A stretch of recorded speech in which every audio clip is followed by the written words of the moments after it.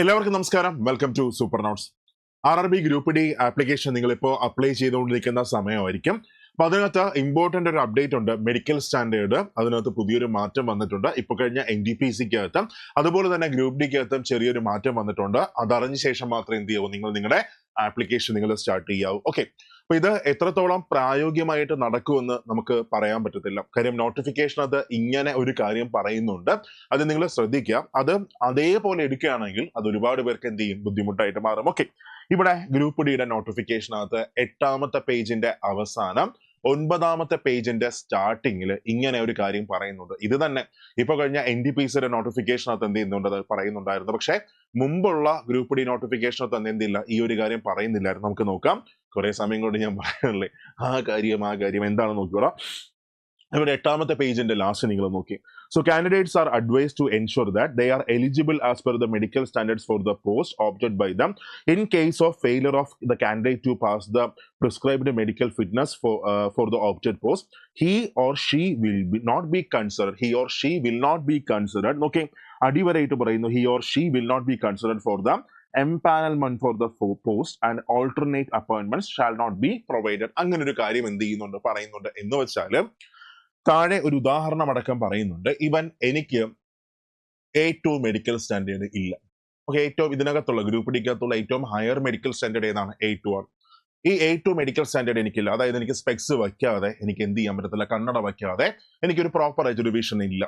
Okay, അപ്പൊ എനിക്ക് A2 medical standard ഇല്ല എന്ന് സങ്കല്പിക്കാം. പക്ഷെ ഞാൻ പോയിന്റ്സ് മാൻ എന്ന പോസ്റ്റിന് ഫസ്റ്റ് പ്രിഫറൻസ് കൊടുത്തിട്ടുണ്ടായിരുന്നു. അപ്പൊ സ്വാഭാവികമായിട്ട് ഞാൻ എന്ത് ചെയ്യും, മെഡിക്കൽ അങ്ങ് പരാജയപ്പെടും. അങ്ങനെയാണെങ്കിൽ എന്നെ ഓൾട്ടർനേറ്റീവ് പോസ്റ്റുകളിലേക്ക് പരിഗണിക്കത്തില്ല.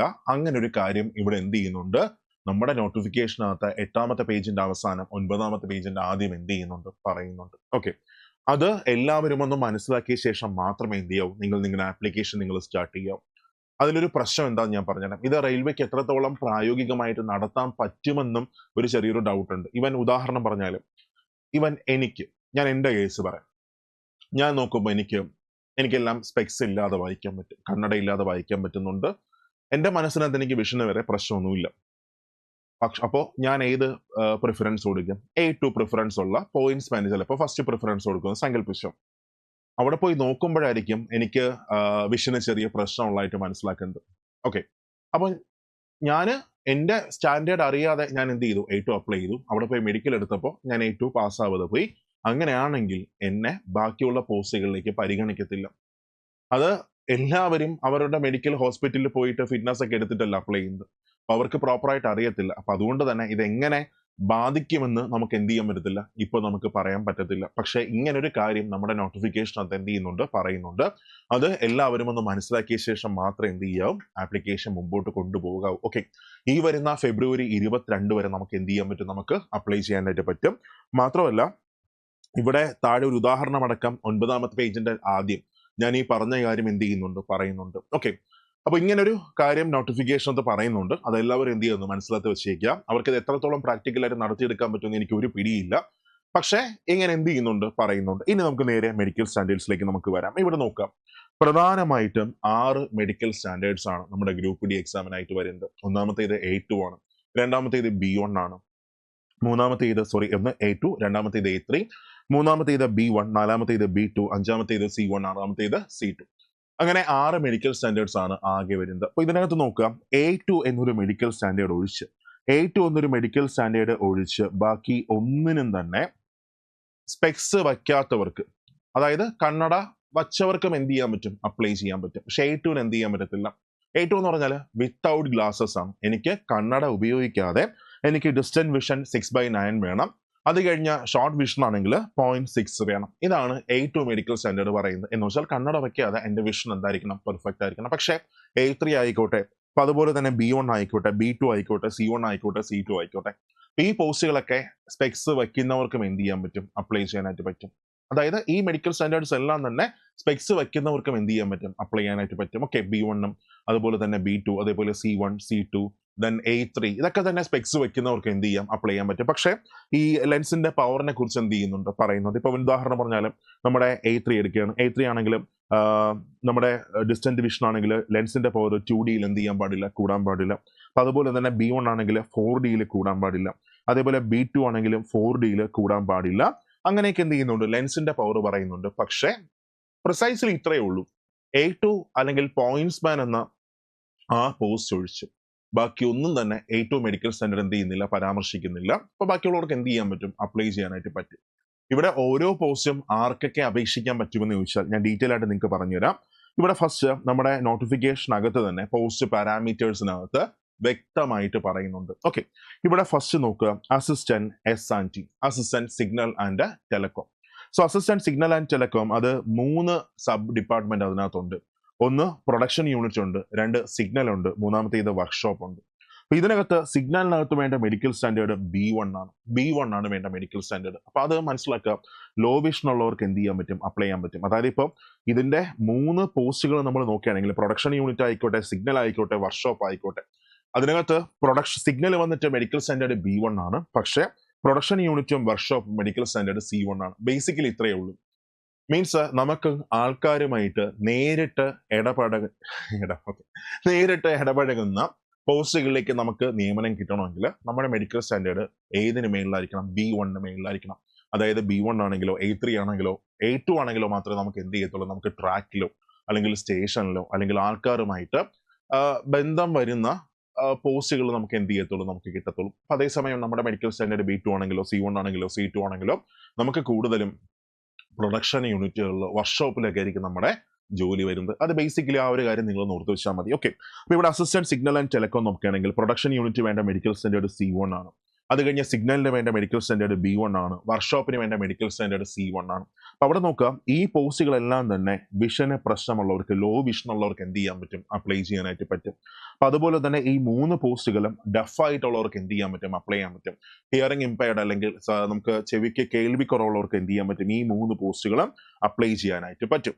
അപ്പൊ അതുപോലെ തന്നെ വൺ ലെഗ് ആണെങ്കിലോ ഒരു കാലുള്ള ആൾക്കാർക്ക് അല്ലെങ്കിൽ ലെപ്രസി ക്യൂർഡ് ആയിട്ടുള്ള ആൾക്കാർക്ക്, ഡോർഫിസം ഉള്ള ആൾക്കാർക്ക്, ആസിഡ് അറ്റാക്ക് വിക്ടിമിന്, അപ്പൊ അതുപോലെ തന്നെ SD എന്ന് പറഞ്ഞാൽ എന്താണ്, ഇവിടെ താഴെ കിടപ്പുണ്ട്. എല്ലാത്തിന്റെയും ആ ഒരു എക്സ്പാൻഷൻ, അബ്രിവേഷന്റെ എക്സ്പാൻഷൻ താഴെ കിടപ്പുണ്ട്.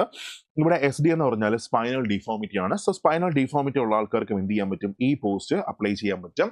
മൾട്ടിപ്പിൾ ഡിസ്ഫങ്ഷണാലിറ്റി ഉള്ളവർക്കും എന്ത് ചെയ്യാൻ പറ്റും, ഈ പോസ്റ്റ് അപ്ലൈ ചെയ്യാനായിട്ട് പറ്റും. ഓക്കെ, ഇപ്പൊ MD താഴെ നോക്കിയാൽ മതി, മൾട്ടിപ്പിൾ ഡിസബിലിറ്റീസ് ആണ്. ആ ആൾക്കാർക്കും എന്ത് ചെയ്യാൻ പറ്റും, ഈ പോസ്റ്റ് അപ്ലൈ ചെയ്യാനായിട്ട് പറ്റും. കണ്ടായിരുന്നു. അത് കഴിഞ്ഞ് നെക്സ്റ്റ് അടുത്ത് അസിസ്റ്റന്റ് വർക്ക്ഷോപ്പ്. അപ്പൊ അസിസ്റ്റന്റ് വർക്ക്ഷോപ്പിലെ ജോലിയാണ്. അപ്പൊ അവിടെ തന്നെ നമുക്കറിയാം, വർക്ക്ഷോപ്പ് ആകുമ്പോൾ അവിടെ മെഡിക്കൽ സ്റ്റാൻഡേർഡ് എന്ത് മതി, കുറച്ച് മതി. ഇവിടെ മെഡിക്കൽ സ്റ്റാൻഡേർഡ് എങ്ങനെയാണ്, C1 ആണ് വേണ്ട മെഡിക്കൽ സ്റ്റാൻഡേർഡ്. നോക്കുക, ഇവിടെ പ്രത്യേകത എന്താണെന്ന് ചോദിച്ചാൽ ഇവിടെ ആർക്കും കൂടെ നേരത്തെ പറഞ്ഞതേ പ്ലസ് ആർക്കും കൂടെ അപ്ലൈ ചെയ്യാൻ പറ്റും. ബ്ലൈൻഡ് ആയിട്ടുള്ള ആൾക്കാർക്കും എന്ത് ചെയ്യാൻ പറ്റും, അപ്ലൈ ചെയ്യാനേ പറ്റും. അതായത് ലോ വിഷൻ ആണെങ്കിൽ അപ്ലൈ ചെയ്യാം, ബ്ലൈൻഡ് ആണെങ്കിൽ അപ്ലൈ ചെയ്യാം, ഡെഫ് ആണെങ്കിൽ അപ്ലൈ ചെയ്യാൻ പറ്റും, ഹിയറിംഗ് ഇമ്പയർഡ് ആണെങ്കിൽ എന്ത് ചെയ്യാൻ പറ്റും, അപ്ലൈ ചെയ്യാൻ പറ്റും. അതുപോലെ വൺ ലെഗ് ആണെങ്കിലോ, ലെപ്രസി ക്യൂർഡ് ആണെങ്കിലോ, ഡോർഫിസം ആണെങ്കിലോ, ആസിഡ് അറ്റാക്ക് വിക്ടിം ആണെങ്കിലൊക്കെ എന്ത് ചെയ്യാൻ പറ്റും, ഇവർക്കെല്ലാം തന്നെ അപ്ലൈ ചെയ്യാനായിട്ട് പറ്റും. ഓക്കെ, അത് കഴിഞ്ഞ് അസിസ്റ്റന്റ് ബ്രിഡ്ജ് ആണ് മൂന്നാമത്തെ പോസ്റ്റ്. അസിസ്റ്റന്റ് ബ്രിഡ്ജ് പാലം പണികളുടെ, റെയിൽവേ പാലങ്ങളുടെ നിർമ്മാണത്തിൽ എന്ത് ചെയ്യുക, പങ്കാളികളാവുക, അവരെ സഹായിക്കുക. ഇതാണ് ജോലി. അവിടെ നമ്മൾ മനസ്സിലാക്കണം, നമുക്ക് കാഴ്ചയില്ലാതെ നമുക്ക് എന്ത് ചെയ്യാൻ പറ്റത്തില്ല. ചെവിക്ക് പ്രശ്നമുണ്ടെങ്കിലോ കാഴ്ചയില്ലാതെ നമുക്ക് വർക്ക് ചെയ്യാൻ പറ്റത്തില്ല. അപ്പൊ അവിടെ എങ്ങനെയാണ് മെഡിക്കൽ സ്റ്റാൻഡേർഡ് വരുന്നത്, മെഡിക്കൽ സ്റ്റാൻഡേർഡ് B1 ആണ്. അപ്പൊ അവിടെ ചെറിയൊരു പ്രശ്നമുണ്ട്. അവിടെ വിഷന് പ്രശ്നമുള്ള ആൾക്കാർക്ക് എന്ത് ചെയ്യാൻ പറ്റത്തില്ല, അപ്ലൈ ചെയ്യാൻ പറ്റത്തില്ല. ലോ വിഷൻ ആണെങ്കിലോ അല്ലെങ്കിൽ ബ്ലൈൻഡ് ആണെങ്കിലോ ഡഫ് ആണെങ്കിലോ എന്തെങ്കിലും വൺ ലെഗ് ആണെങ്കിലോ അങ്ങനെയൊക്കെ person with benchmark disability ഉള്ള ആൾക്കാർക്കൊന്നും എന്ത് ചെയ്യാൻ പറ്റത്തില്ല, ആ പോസ്റ്റ് അപ്ലൈ ചെയ്യാൻ പറ്റത്തില്ല. ഓക്കെ, അത് കഴിഞ്ഞ അടുത്ത പോസ്റ്റ് നാലാമത്തേത് അസിസ്റ്റന്റ് കാരേജ് ആൻഡ് വാഗൺ ആണ്. So carriage and wagon, carriage എന്ന് പറഞ്ഞാലും ആൾക്കാരെ നമ്മൾ സഞ്ചരിക്കുന്നില്ലേ ബോഗീസ്, അതിനാണ് നമ്മൾ കാരേജ് എന്ന് പറയുന്നത്. വാഗൺ എന്ന് പറഞ്ഞാൽ ഗുഡ്സ് ഒക്കെ കൊണ്ടുപോകുന്നില്ലേ ബോഗീസ്, അതിന് നമുക്ക് വാഗൺ എന്ന് പറയാം. അപ്പോൾ ആ പോസ്റ്റ് മെക്കാനിക്കൽ ഡിപ്പാർട്ട്മെന്റ് കീഴിലാണ് വരുന്നത്. വേണ്ട മെഡിക്കൽ സ്റ്റാൻഡേർഡ് B1 ആണ്. അപ്പൊ അവിടെ നോക്കുക, ലോ വിഷൻ ഉള്ളവർക്കോ അല്ലെങ്കിൽ ബ്ലൈൻഡ് ആയിട്ടുള്ളവർക്കോ എന്ത് ചെയ്യാൻ പറ്റത്തില്ല, അപ്ലൈ ചെയ്യാൻ പറ്റത്തില്ല. ബാക്കി എല്ലാവർക്കും തന്നെ എന്ത് ചെയ്യാൻ പറ്റും, അപ്ലൈ ചെയ്യാനായിട്ട് പറ്റും. ഇപ്പോൾ മൾട്ടിപ്പിൾ ഡിസ്ഫങ്ഷണാലിറ്റി ഉള്ള ആൾക്കാർ, ഡിസബിലിറ്റീസ് ഒക്കെ ഉള്ള ആൾക്കാർക്കൊക്കെ എന്ത് ചെയ്യാൻ പറ്റും, അല്ലെങ്കിൽ person with benchmark disability ഉള്ള ആൾക്കാർക്കൊക്കെ എന്ത് ചെയ്യാം, ആ പോസ്റ്റ് അപ്ലൈ ചെയ്യാനായിട്ട് പറ്റും. ഓക്കെ, അടുത്ത് നോക്കിയേ അസിസ്റ്റന്റ് ലോക്കോ ഷെഡ് ഡീസൽ. ഇപ്പൊ ലോക്കോ ഷെഡ് ഡീസൽ എന്ന് പറഞ്ഞാൽ ഡീസൽ ലോക്കോമോട്ടീവുകളുടെ അറ്റകുറ്റപ്പണികളൊക്കെ എന്ത് ചെയ്യാൻ നടത്തുക, അതാണ് അവരുടെ ജോലിയായിട്ട് വരുന്നത്. അപ്പൊ അവിടെ നോക്കുക, അവിടെ വേണ്ട മെഡിക്കൽ സ്റ്റാൻഡേർഡ് B1 ആണ് വേണ്ട മെഡിക്കൽ സ്റ്റാൻഡേർഡ്. ലോ വിഷൻ ആണെങ്കിൽ അപ്ലൈ ചെയ്യാൻ പറ്റും, ഡഫ് ആണെങ്കിലും ഹിയറിംഗ് ഇമ്പയർഡ് ആണെങ്കിലും അപ്ലൈ ചെയ്യാൻ പറ്റും. മാത്രമല്ല person with benchmark disability ഉള്ള ആൾക്കാർക്കും എന്ത് ചെയ്യാൻ പറ്റും, അപ്ലൈ ചെയ്യാനായിട്ട് പറ്റും. അടുത്ത അസിസ്റ്റന്റ് ലോക്കോഷെഡ് ഇലക്ട്രിക്കൽ ഡിപ്പാർട്ട്മെന്റിന്റെ കീഴിലാണ് വരുന്നത്. 2 സ്ഥലത്താണ് നമുക്ക് അഡ്വൈസ് കിട്ടുന്നത്. ഒന്ന് ഡീസൽ ഷെഡിലും രണ്ടാമത്തേത് ഇലക്ട്രിക്കൽ ഷെഡിലും. വേണ്ട മെഡിക്കൽ സ്റ്റാൻഡേർഡ് B1 ആണ്. അവിടെയും നോക്കുക ലോ വിഷൻ ഉള്ളവർക്കും ഹിയറിംഗിന് പ്രശ്നമുള്ള ആൾക്കാർക്കോ ഡെഫ് ആണെങ്കിലോ person with benchmark disability ഉള്ള ആൾക്കാർക്കൊക്കെ എന്ത് ചെയ്യാൻ പറ്റും, അപ്ലൈ ചെയ്യാനായിട്ട് പറ്റും. ഓക്കെ, അടുത്ത അസിസ്റ്റന്റ് ഓപ്പറേഷൻസ് ഇലക്ട്രിക്കൽ ഡിപ്പാർട്ട്മെന്റിന്റെ കീഴിലാണ് വരുന്നത്. 3 സബ് ഡിപ്പാർട്ട്മെന്റിലാണ് നമുക്ക് എന്ത് വരുന്നത്, നമുക്ക് അഡ്വൈസ് നമുക്ക് കിട്ടുന്നത്. ഒന്ന് ജനറൽ സർവീസ്, 2 പ്രൊഡക്ഷൻ യൂണിറ്റ്, മൂന്നാമത്തേത് വർക്ക്ഷോപ്പ്. സോ ജനറൽ സർവീസ് ആൾക്കാരുമായിട്ട് നേരിട്ട് ബന്ധം വരുന്ന ഒരു പോസ്റ്റാണ്. അപ്പൊ അതുകൊണ്ട് തന്നെ അവിടെ വേണ്ട മെഡിക്കൽ സ്റ്റാൻഡേർഡ് എന്താണ്, B1 ആണ് വേണ്ട മെഡിക്കൽ സ്റ്റാൻഡേർഡ്. പക്ഷേ ഈ 3 പോസ്റ്റുകൾക്കും ലോ വിഷൻ ആണെങ്കിലും ഹിയറിംഗിന് പ്രശ്നമുള്ള ആൾക്കാർക്കോ ഡെഫ് ആണെങ്കിലോ അവർക്കൊക്കെ എന്ത് ചെയ്യാൻ പറ്റും, അപ്ലൈ ചെയ്യാൻ പറ്റും. മാത്രമല്ല person with benchmark disability ഉള്ള ആൾക്കാർക്കും എന്ത് ചെയ്യാം, ഈ 3 പോസ്റ്റും അപ്ലൈ ചെയ്യാനായിട്ട് പറ്റും, ബുദ്ധിമുട്ട് വരുന്നില്ല. അത് കഴിഞ്ഞ് അസിസ്റ്റന്റ് പെർമനന്റ് വേ, ട്രാക്കുകളുടെ അറ്റകുറ്റപ്പണികൾ, ആ സാധനം അസിസ്റ്റന്റ് പെർമനന്റ് വേ. അപ്പൊ ഇവിടെ എഞ്ചിനീയറിംഗ് ഡിപ്പാർട്ട്മെന്റിന്റെ കീഴിലാണ് വരുന്നത്. സോ ട്രാക്കിലെ പോസ്റ്റ് ആണ്. അപ്പൊ അതുകൊണ്ട് തന്നെ വിഷൻ പെർഫെക്റ്റ് ആയിരിക്കണം. ഏറ്റവും അധികം അപകടങ്ങളൊക്കെ നടക്കുന്ന ഒരു പോസ്റ്റ് ആണ്. വിഷൻ പെർഫെക്റ്റ് ആയിരിക്കണം. ട്രെയിന് വരുന്ന സൗണ്ട് തിരിച്ചറിയാൻ പറ്റണം. അപ്പൊ അതുകൊണ്ട് തന്നെ ഇവിടെ നോക്കുക, ഇവിടെ വേണ്ട മെഡിക്കൽ സ്റ്റാൻഡേർഡ് B1 ആണ്. പക്ഷേ വിഷന് പ്രശ്നമുള്ള ആൾക്കാർക്ക്, ഹിയറിംഗിന് പ്രശ്നമുള്ള ആൾക്കാർക്ക്, അല്ലെങ്കിൽ person with benchmark disability ഉള്ള ആൾക്കാർക്ക് ഈ പോസ്റ്റിലേക്ക് എന്ത് ചെയ്യാൻ പറ്റത്തില്ല, അപ്ലൈ ചെയ്യാനായിട്ട് പറ്റത്തില്ല. ഓക്കെ, അടുത്ത് നോക്കുക, 9ാമത്തേത് assistant train light and air condition ആണ്. ഇവിടെ വർക്ക്ഷോപ്പിലേക്കാണ് അഡ്വൈസ് പോകുന്നത്. അവിടെ വേണ്ട മെഡിക്കൽ സ്റ്റാൻഡേർഡ് C1 ആണ്. വർക്ക്ഷോപ്പ് ആകുമ്പോൾ വേണ്ട മെഡിക്കൽ സ്റ്റാൻഡേർഡ് എന്തായിരിക്കും, C1 C2 അതൊക്കെ ആയിരിക്കും. അപ്പൊ അവിടെ നോക്കി, അവിടെ ബ്ലൈൻഡ് ആയവർക്ക് അപ്ലൈ ചെയ്യാൻ പറ്റും. കണ്ടോ, ബ്ലൈൻഡ് ആയവർക്ക് അപ്ലൈ ചെയ്യാൻ പറ്റുന്ന 2ാമത്തെ പോസ്റ്റ് ആണ്. നമ്മൾ മൊത്തം എടുക്കുകയാണെങ്കിൽ ബ്ലൈൻഡ് ആയവർക്ക് അപ്ലൈ ചെയ്യാനായിട്ട് എത്ര പോസ്റ്റുകളുണ്ട്, 3 പോസ്റ്റുകളാണ് ആകെ ഉള്ളത്. അതിനകത്ത് ഏതൊക്കെയാണ്, ഒന്ന് അസിസ്റ്റന്റ് വർക്ക്ഷോപ്പ്, അതുപോലെ തന്നെ assistant train light and AC workshop, അതുപോലെ assistant train light and AC എവിടെ വരുന്ന പ്രൊഡക്ഷൻ യൂണിറ്റിൽ വരുന്ന, അങ്ങനെ 3 പോസ്റ്റുകളാണ് ബ്ലൈൻഡ് ആയിട്ടുള്ളവർക്ക് എന്ത് ചെയ്യാൻ പറ്റുന്നത്, അപ്ലൈ ചെയ്യാനായിട്ട് പറ്റുന്നത്. ഓക്കെ, അപ്പൊ അതിലൊന്നാണ് assistant train light and AC workshop. അവിടെ ബ്ലൈൻഡ് ആയവർക്ക് അപ്ലൈ ചെയ്യാൻ പറ്റും, ലോ വിഷൻ ഉള്ളവർക്ക് അപ്ലൈ ചെയ്യാൻ പറ്റും, ഹിയറിംഗിന് പ്രശ്നമുള്ള ആൾക്കാർക്ക് അപ്ലൈ ചെയ്യാൻ പറ്റും. മാത്രമല്ല person with benchmark disability ഉള്ള ആൾക്കാർക്കും എന്ത് ചെയ്യാൻ പറ്റും, അപ്ലൈ ചെയ്യാനായിട്ട് പറ്റും. ഓക്കെ, അടുത്ത assistant train light and AC. അവിടെ പ്രൊഡക്ഷൻ യൂണിറ്റിൽ വേണ്ട മെഡിക്കൽ സ്റ്റാൻഡേർഡ് C1, അല്ലാതെ സ്റ്റേഷനിൽ വരുന്ന ജോലികളുടെ ആ മെഡിക്കൽ സ്റ്റാൻഡേർഡ് വന്നിട്ട് B1 ആണ്. പക്ഷെ അവിടെ നോക്കുക, അവിടെ ജനറൽ സർവീസ് ആണെങ്കിൽ വേണ്ട മെഡിക്കൽസ് നമുക്ക് ലോ വിഷൻ ഉള്ളവർക്ക് അപ്ലൈ ചെയ്യാൻ പറ്റും, പക്ഷെ ബ്ലൈൻഡിന് അപ്ലൈ ചെയ്യാൻ പറ്റത്തില്ല. എന്നാൽ പ്രൊഡക്ഷൻ യൂണിറ്റിനകത്ത് ആർക്കും അപ്ലൈ ചെയ്യാൻ പറ്റും, ബ്ലൈൻഡിനും അപ്ലൈ ചെയ്യാൻ പറ്റും. ബാക്കി ഡഫ് ആയിട്ടുള്ളവർക്കോ ഹിയറിംഗിന് പ്രശ്നമുള്ള ആൾക്കാർക്കോ ഈ പോസ്റ്റുകൾ അപ്ലൈ ചെയ്യാം. മാത്രമല്ല person with benchmark disability ഉള്ള ആൾക്കാർക്കും എന്ത് ചെയ്യാം, ഈ പോസ്റ്റ് അപ്ലൈ ചെയ്യാനായിട്ട് പറ്റും. ഓക്കെ, അത് കഴിഞ്ഞ് അസിസ്റ്റന്റ് ട്രാക്ക് മെഷീൻ എന്ന് പറഞ്ഞാൽ നിങ്ങൾ കണ്ടു കാണും, നിങ്ങൾ ട്രെയിനിലൊക്കെ സഞ്ചരിക്കുന്ന ആൾക്കാരാണെങ്കിൽ ഇപ്പോൾ കേരളത്തിൽ നിന്ന് നമ്മൾ കാസർഗോഡ് പോവുകയാണ്, കൊല്ലത്ത് കാണാൻ പറ്റും ആ മെഷീൻ, നമ്മുടെ കൊച്ചുവേളിയിൽ കാണാൻ പറ്റും, എറണാകുളത്ത് കാണാൻ പറ്റും, അതുപോലെ തന്നെ ഷൊർണൂർ നമുക്ക് കാണാൻ പറ്റും. ഓക്കെ, ട്രാക്ക് മറ്റേ ബല്ലാസ് ഒക്കെ എടുത്തിടുന്ന, ചല്ലിയൊക്കെ ഇടുന്ന, റിപ്പയർ ഒക്കെ ചെയ്യുന്ന ഒരു മെഷീനാണ്. ഇച്ചിരി നീളമുള്ള ഒരു സാധനം, ട്രാക്കിലൂടെയൊക്കെ ഓടിക്കൊണ്ടിരിക്കും. ആ സാധനം അതിനെ അസിസ്റ്റ് ചെയ്യുക. അപ്പൊ അവിടെ നോക്കുക, അതിന് വേണ്ട മെഡിക്കൽ സ്റ്റാൻഡേർഡ് A3 ആണ് വേണ്ട മെഡിക്കൽ സ്റ്റാൻഡേർഡ്. കാരണം ട്രാക്കിലെ ജോലിയാണ്, വേണ്ട മെഡിക്കൽ സ്റ്റാൻഡേർഡ് A3 ആണ് വേണ്ടത്. അവിടെ നോക്കുക, ലോ വിഷൻ ഉള്ള ആൾക്കാർക്ക്, അതായത് ഇനി അങ്ങോട്ട് പറയാൻ പോകുന്ന എല്ലാ പോസ്റ്റുകളും, അതായത് അസിസ്റ്റന്റ് TRD, പോയിന്റ്സ്മാൻ, ട്രാക്ക് മെയിൻറ്റനർ, ഇതൊന്നും തന്നെ ലോ വിഷൻ ഉള്ളവർക്കോ അല്ലെങ്കിൽ ബ്ലൈൻഡ് ആയിട്ടുള്ളവർക്കോ എന്ത് ചെയ്യാൻ പറ്റത്തില്ല, അപ്ലൈ ചെയ്യാനായിട്ട് പറ്റത്തില്ല. ഓക്കെ, അവിടെ നോക്കുക, ലാസ്റ്റത്തെ 2 പോസ്റ്റുകൾ, പോയിന്റ്സ്മാനും ട്രാക്ക് മെയിൻറ്റനറും, ഇത് ഡഫ് ആയിട്ടുള്ളവർക്കോ person with benchmark disability ഉള്ള ആൾക്കാർക്ക് എന്ത് ചെയ്യാൻ പറ്റത്തില്ല, അപ്ലൈ ചെയ്യാനായിട്ട് പറ്റത്തില്ല. അപ്പോൾ ഡഫ് ആയിട്ടുള്ളവർക്ക് അല്ലെങ്കിൽ ബ്ലൈൻഡ് ആയിട്ടുള്ളവർക്ക്, ലോ വിഷൻ ഉള്ളവർക്കൊക്കെ അപ്ലൈ ചെയ്യാൻ പറ്റാത്ത ഇനി പറയാൻ പോകുന്ന 2 പോസ്റ്റുകളാണ്. ഏതൊക്കെയാണ്? ഒന്ന് പോയിന്റ്സ്മാനും രണ്ടാമത്തേത് ട്രാക്ക് മെയിൻറ്റനറും. ഓക്കെ, പക്ഷേ നമ്മൾ അസിസ്റ്റന്റ് ട്രാക്ക് മെഷീൻ, അതുപോലെ തന്നെ അസിസ്റ്റന്റ് TRD, ഇത് രണ്ടും ഡഫ് ആയിട്ടുള്ളവർക്കോ അല്ലെങ്കിൽ ഹിയറിംഗിന് പ്രശ്നമുള്ള ആൾക്കാർക്കോ person with benchmark disability ഉള്ള ആൾക്കാർക്കൊക്കെ എന്ത് ചെയ്യാൻ പറ്റും, അപ്ലൈ ചെയ്യാനായിട്ട് പറ്റുന്ന ഒരു പോസ്റ്റാണ്. അപ്പൊ ഇത്രയാണ് 14 പോസ്റ്റുകളുടെ മെഡിക്കൽ സ്റ്റാൻഡേർഡ് വരുന്നത്. ഓക്കെ, അപ്പോൾ ഞാൻ നേരത്തെ പറഞ്ഞ പോലെ ഫസ്റ്റ് പറഞ്ഞ കാര്യം, നമ്മുടെ മെഡിക്കൽ സ്റ്റാൻഡേർഡ് അറിഞ്ഞു വേണം അപ്ലൈ ചെയ്യാനായിട്ട്. ഇത് പ്രാക്ടിക്കലി എത്രത്തോളം നടക്കുമെന്ന് എനിക്കൊരു പിടിയില്ല. കാര്യം ആദ്യമായിട്ടാണ് ഇങ്ങനെ ഒരു സംഭവം വന്നിരിക്കുന്നത്. ഇപ്പോഴത്തെ NDPCക്കും അതുപോലെ ഗ്രൂപ്പ് ഡിക്കൊക്കെയാണ് ഇങ്ങനത്തെ ഒരു മെഡിക്കൽ സ്റ്റാൻഡേർഡ് പരാമർശം ചെയ്തിരിക്കുന്നത്, ഒരു നോട്ടീസ് വന്നിരിക്കുന്നത്. ഓക്കെ, നോട്ടീസ് അല്ല, നോട്ടിഫിക്കേഷനകത്ത് തന്നെ ഇങ്ങനെ ഒരു കാര്യം എന്ത് ചെയ്യുന്നത്, പരാമർശിക്കുന്നത്. ഓക്കെ, അങ്ങനെ നിങ്ങളുടെ മെഡിക്കൽ സ്റ്റാൻഡേർഡ് അറിഞ്ഞു വേണം നിങ്ങൾ എന്ത് ചെയ്യാൻ, നിങ്ങൾ അപ്ലൈ ചെയ്യാനായിട്ട്. അപ്പൊ ഇതിനു മുമ്പ് നമ്മൾ ഒരുപാട് വീഡിയോസ് ചെയ്തിട്ടുണ്ട്, ഏത് ജോലിയാണ് ഏറ്റവും നല്ലത്, മാത്രമല്ല കേരളത്തിൽ ജോലി കിട്ടുന്ന പോസ്റ്റുകൾ ഏതൊക്കെയാണ്, ദെൻ സ്ത്രീകൾക്ക് ജോലി കിട്ടുന്ന പോസ്റ്റുകൾ, നല്ല പോസ്റ്റുകൾ ഏതൊക്കെയാണ്, അപ്പൊ അങ്ങനെയൊക്കെയുള്ള സാധനങ്ങളൊക്കെ ചെയ്തിട്ടുണ്ട്. അപ്പൊ നിങ്ങൾ അപ്ലൈ ചെയ്യുമ്പോൾ എല്ലാ പോസ്റ്റിനെ കുറിച്ചും ഒരു മിനിമം ധാരണ എന്ത് ചെയ്യാം നിങ്ങൾ ഉണ്ടാക്കി വെക്കാം. അതിനുശേഷം മാത്രമേ നിങ്ങൾ ആപ്ലിക്കേഷൻ മുമ്പോട്ട് കൊണ്ടുപോകും. ഉദാഹരണം പറഞ്ഞാൽ എനിക്ക് കേരളത്തിൽ ജോലി ചെയ്യാൻ ഭയങ്കര ആഗ്രഹമുണ്ട്. പക്ഷേ ഞാൻ വർക്ക്ഷോപ്പിലോ പ്രൊഡക്ഷൻ യൂണിറ്റിലോ ആണ് ഫസ്റ്റ് പ്രിഫറൻസ് കൊടുത്തതെങ്കിൽ എനിക്ക് ഒരിക്കലും എന്ത് കിട്ടത്തില്ല, കേരളത്തിൽ കിട്ടത്തില്ല. കാരണം കേരളത്തിൽ എന്തില്ല, വർക്ക്ഷോപ്പും ഇല്ല, പ്രൊഡക്ഷൻ യൂണിറ്റും ഇല്ല. നമ്മൾ ഉള്ള കാലം മൊത്തം എവിടെ കിടക്കേണ്ടി വരും. ഒരു പ്രൊമോഷൻ കിട്ടി മാറുന്നത് വരെ നമുക്ക് തമിഴ്നാട്ടിലെ തൃച്ചിയിലോ ചെന്നൈയിലൊക്കെ നമ്മൾ പോയി ജോലി ചെയ്യേണ്ടി വരും. ഓക്കെ, അപ്പൊ അങ്ങനെയൊക്കെ പ്രശ്നങ്ങളുണ്ട്. അതുകൊണ്ട് തന്നെ ഓരോ പോസ്റ്റും എന്താണെന്ന് മനസ്സിലാക്കിയ ശേഷം മാത്രമേ നിങ്ങൾ എന്ത് ചെയ്യാവൂ, നിങ്ങൾ ആപ്ലിക്കേഷൻ നിങ്ങൾ മുമ്പോട്ട് കൊണ്ടുപോകാവൂ. ഓക്കെ, ഇനി നിങ്ങൾക്കൊരു മികച്ചൊരു പ്രിപ്പറേഷൻ നിങ്ങൾക്ക് വേണം. ഓക്കെ, ഞാൻ അതിനു മുമ്പ് ഒരു കാര്യം പറയാം. ഈ ഗ്രൂപ്പ് ഡിയുടെ പ്രത്യേകത എന്താണെന്നറിയാം? സോ ഗ്രൂപ്പ് ഡിയുടെ പ്രത്യേകത, എനിക്ക് 2025 തന്നെ ഒരു ജോലി വേണം. ഈ വർഷം അവസാനം ഒരു ജോലി വേണം, അല്ലെങ്കിൽ 2026 ആദ്യം ഒരു ജോലി വേണം. അങ്ങനെയാണെങ്കിൽ നമ്മുടെ മുമ്പിൽ ഒരൊറ്റ ഓപ്ഷൻ മാത്രമേ ഉള്ളൂ. ഏതാണ്? ഈ ഗ്രൂപ്പ് ഡി ആണ്. എന്ന് വെച്ചാൽ ഏതാണ്ട് നിലവിൽ തന്നെ 32,000+ വേക്കൻസിയുമായിട്ടാണ് നോട്ടിഫിക്കേഷൻ വന്നിരിക്കുന്നത്. അതായത് ഇതിന്റെ എക്സാം നമുക്കൊരു ജൂൺ ജൂലൈയിൽ നമുക്ക് പ്രതീക്ഷിക്കാം. അത് കഴിഞ്ഞ് അതിന്റെ ബാക്കിയുള്ള പ്രൊസീജിയർ എല്ലാം തീരാനായിട്ട് ഒരു ഡിസംബറിനകത്ത് തീരുന്ന ഉടനെ നമുക്ക് എന്ത് ചെയ്യാം, നമുക്ക് നല്ല റാങ്ക് ആണെങ്കിൽ നമുക്ക് ആദ്യം തന്നെ നമുക്ക് അഡ്വൈസ് നമുക്ക് കിട്ടും. അല്ലെങ്കിൽ അടുത്ത വർഷം ഒരു പകുതിക്ക് മുമ്പായിട്ട് നമുക്ക് എന്ത് ചെയ്യാം, നമുക്ക് സർവീസിലേക്ക് കയറാം.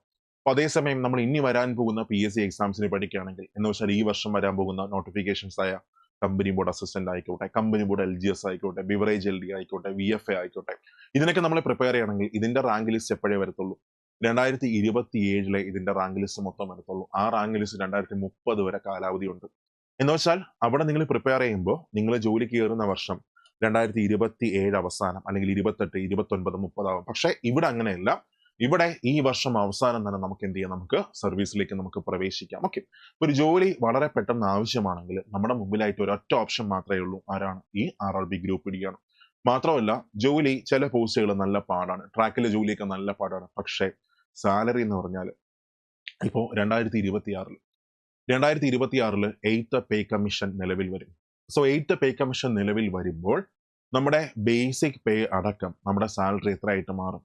അതായത് ഇൻസെന്റീവും ബാക്കി എല്ലാം കൂടെ ചേർത്തിട്ട്, ഇൻസെന്റീവ് മീൻസ് എങ്ങനെയാണ്, ട്രാവൽ അലവൻസ് ആയിക്കോട്ടെ, അത് കണക്ക് ഡിയർനെസ് അലവൻസ് ആയിക്കോട്ടെ, HR ആയിക്കോട്ടെ, എല്ലാം കൂടെ ചേർത്തിട്ട് നമുക്ക് ഏറ്റവും ചുരുങ്ങിയത് ഒരു 45,000 രൂപയെങ്കിലും നമുക്ക് മാസം നമ്മുടെ കയ്യിൽ കിട്ടും. ഓക്കെ, എന്ന് വെച്ചാൽ ഇവിടുത്തെ ഒരു സെക്രട്ടേറിയറ്റ് അസിസ്റ്റന്റ് പോലും എന്ത് ചെയ്യത്തില്ല, അത്രയും സാലറി മേടിക്കത്തില്ല. സെൻട്രൽ ഗവൺമെന്റ് പോസ്റ്റ് ആണ്, ഒരുപാട് ആനുകൂല്യങ്ങളുണ്ട്. നിങ്ങൾക്ക് ഹെൽത്ത് ആയിക്കോട്ടെ, ബാക്കി എന്തായിക്കോട്ടെ, എന്ത് അസുഖങ്ങളായിക്കോട്ടെ, നിങ്ങൾക്ക് എന്ത് ചെയ്യാൻ പറ്റും, നിങ്ങൾക്ക് നിങ്ങളുടെ ഫാമിലിക്കും ബാക്കിയെല്ലാം ട്രീറ്റ്മെന്റ്, അങ്ങനെ ഒരുപാട് ബെനിഫിറ്റ്സ് ഉണ്ട്. യാത്രാ സൗകര്യം, ഒത്തിരി ബെനിഫിറ്റ്സ് ഉണ്ട്. മാത്രമല്ല പ്രത്യേകത, നമ്മളിപ്പോ ഒരു LD ആയിട്ടൊക്കെ കയറി വളരെ താമസിച്ച് മാത്രമേ നമുക്ക് എന്ത് കിട്ടത്തുള്ളൂ, പ്രൊമോഷൻ ഒക്കെ കിട്ടത്തുള്ളൂ. ഡിപ്പാർട്ട്മെന്റ് എഴുതിയാലും വളരെ പതുക്കെ സാവധാനം മാത്രമേ നമുക്ക് പ്രൊമോഷൻ കിട്ടത്തുള്ളൂ. പക്ഷെ ഇവിടെ അങ്ങനെയല്ല. നിങ്ങൾക്ക് ഹയർ ക്വാളിഫിക്കേഷൻ ഉണ്ട്, നിങ്ങൾക്ക് ഡിഗ്രി ഉണ്ട്, അല്ലെങ്കിൽ നിങ്ങൾ BTech ആണ്, അല്ലെങ്കിൽ നിങ്ങൾക്ക് ഡിപ്ലോമ ഹോൾഡർ ആണ്, IT ഉണ്ട്. അങ്ങനെയാണെങ്കിൽ നിങ്ങൾക്ക് 3 വർഷം കഴിഞ്ഞാൽ നിങ്ങൾക്ക് എന്ത് ചെയ്യാം, നിങ്ങൾക്ക് പ്രൊമോഷൻ, ഡിപ്പാർട്ട്മെന്റ് ടെസ്റ്റ് എഴുതി നിങ്ങൾക്ക് എന്ത് ചെയ്യാം, പ്രൊമോഷൻ കിട്ടി മേലിലേക്ക് പോകാം. ഇതാണ് റെയിൽവേ നമ്മുടെ മുമ്പിലേക്ക് തരുന്ന ഓഫർ. ഒരു ഉദാഹരണം പറയുകയാണെങ്കിൽ, എൻ്റെ കൂടെ പഠിച്ച ആൾക്കാർ BTechന് എൻ്റെ കൂടെ പഠിച്ച എൻ്റെ ഫ്രണ്ട്സ് ആണെങ്കിൽ, അവര് കഴിഞ്ഞ തവണ 2019 വന്ന നോട്ടിഫിക്കേഷനിൽ ഇപ്പൊ ഗ്രൂപ്പ് ഡി ആയിട്ട് അന്ന് കയറിയായിരുന്നു.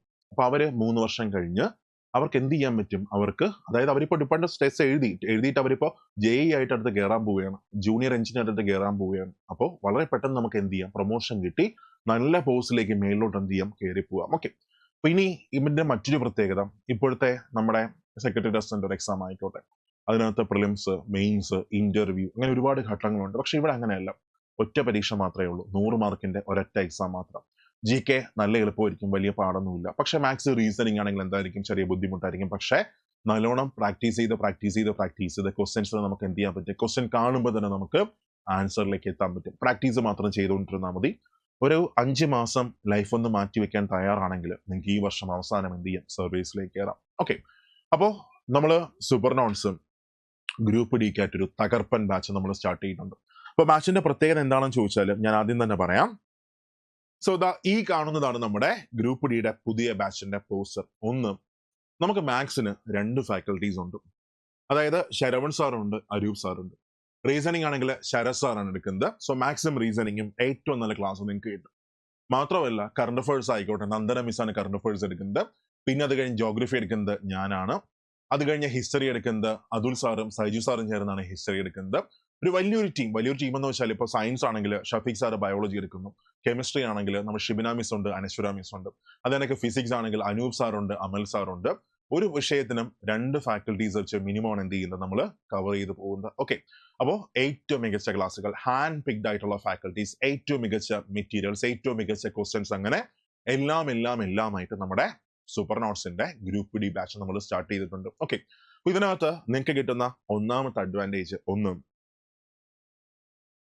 സിംപ്ലി പറഞ്ഞാൽ ഇത്രയേ ഉള്ളൂ, നമുക്ക് ഗ്രൂപ്പ് ഡി മലയാളത്തിലും എക്സാം എഴുതാൻ പറ്റും, ഇംഗ്ലീഷിലും എക്സാം എഴുതാൻ പറ്റും, മലയാളത്തിലും ഇംഗ്ലീഷിലും. ഒക്കെ, എനിക്ക് ചെറിയ ജലദോഷമുണ്ട്, അതുകൊണ്ട് സൗണ്ട് ഇങ്ങനെ ഇരിക്കുന്നത്. ഓക്കെ, അപ്പൊ നമുക്ക് മലയാളത്തിലും ഇംഗ്ലീഷിലും നമുക്ക് എന്ത് ചെയ്യാം, നമുക്ക് എക്സാം എഴുതാൻ പറ്റും. നമ്മൾ അപ്ലൈ ചെയ്യുമ്പോൾ ഏത് ലാംഗ്വേജ് ആണ് ചൂസ് ചെയ്യുന്നത് അതിന് നമുക്ക് ക്വസ്റ്റ്യൻ കിട്ടും. അപ്പൊ ഇതിനകത്ത് 10th പാസ്സാണ് ക്വാളിഫിക്കേഷൻ വരുന്നത്. ഓക്കെ, 14 പോസ്റ്റുകളുണ്ട്, ഒരാൾക്ക് 14 പോസ്റ്റുകളിലേക്കും അപ്ലൈ ചെയ്യാൻ പറ്റും, ഒറ്റ ആപ്ലിക്കേഷൻ ഫീസ് മാത്രം മതി. അപ്പൊ ചില ആൾക്കാർക്ക് ഇംഗ്ലീഷ് ക്ലാസ് ആയിക്കോട്ടെ, മെറ്റീരിയൽസ് ആയിക്കോട്ടെ, ക്വസ്റ്റ്യൻസ് ആയിക്കോട്ടെ പ്രാക്ടീസ് ചെയ്യാൻ പറ്റത്തില്ല. അപ്പൊ അവരെ ഇംഗ്ലീഷ് പഠിച്ചിട്ട് ഒരിക്കലും എന്ത് ചെയ്യാൻ പറ്റത്തില്ല, നല്ല റേഞ്ചിലോട്ട് മേലോട്ട് പൊന്തി വരാൻ പറ്റത്തില്ല. അപ്പോൾ അവർക്ക് വേണ്ടിയിട്ട് ഇതിനകത്ത് തന്നെ നമ്മൾ മലയാളം ക്ലാസ്സസും കൊടുക്കുന്നുണ്ട്. സോ ഇംഗ്ലീഷ് ക്ലാസ് നിങ്ങൾക്ക് കിട്ടും, മലയാളത്തിലും ക്ലാസ് നിങ്ങൾക്ക് കിട്ടും. ഇംഗ്ലീഷിൽ നിങ്ങൾക്ക് സ്റ്റഡി നോട്ട്സ് കിട്ടും, മലയാളത്തിലെ നോട്ട്സ് കിട്ടും. ഇംഗ്ലീഷിൽ നിങ്ങൾക്ക് ക്വസ്റ്റ്യൻസ് പ്രാക്ടീസ് ചെയ്യാം, മലയാളത്തിലും ക്വസ്റ്റ്യൻസ് പ്രാക്ടീസ് ചെയ്യാം. ഇത്രയുമാണ് നമ്മൾ സൂപ്പർ നോട്ട്സ് നിങ്ങൾക്ക് തരുന്നത്. മാത്രം ഒന്ന്, ഏറ്റവും മികച്ച ഫാക്കൽറ്റീസ് ആണ്. മാത്രമല്ല, നിങ്ങൾക്ക് ഗ്രൂപ്പിനകത്തൊരു കംപ്ലൈന്റ് ഉണ്ട് എങ്കിൽ ആ കംപ്ലൈന്റ് നമ്മൾ അഡ്രസ് ചെയ്തിരിക്കും. അല്ലാതെ നിങ്ങൾ വന്നു കയറി അഡ്മിഷൻ എടുത്തു ഇനി എന്തായാലും കുഴപ്പമില്ല, അങ്ങനെയല്ല. ഓരോ കുട്ടീനെയും കംപ്ലൈന്റ് ആയിക്കോട്ടെ, കൺസേൺസ് ആയിക്കോട്ടെ, നമ്മൾ മിക്കതും ഞാൻ തന്നെയാണ് റിപ്ലൈ ചെയ്യുന്നത്. നമ്മളത് റെസ്പോണ്ട് ചെയ്തിരിക്കും.